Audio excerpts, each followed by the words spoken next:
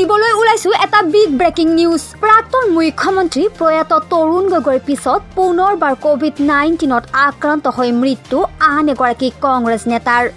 এইবাৰ কংগ্ৰেছ নেতা তথা গুজৰাটৰ ৰাজ্যসভাৰ সাংসদ আহমেদ পেটেলৰ দেহাৱসান। মৃত্যুৰ সময়ত তেখেতৰ বয়স আছিল ৭১ বছৰ।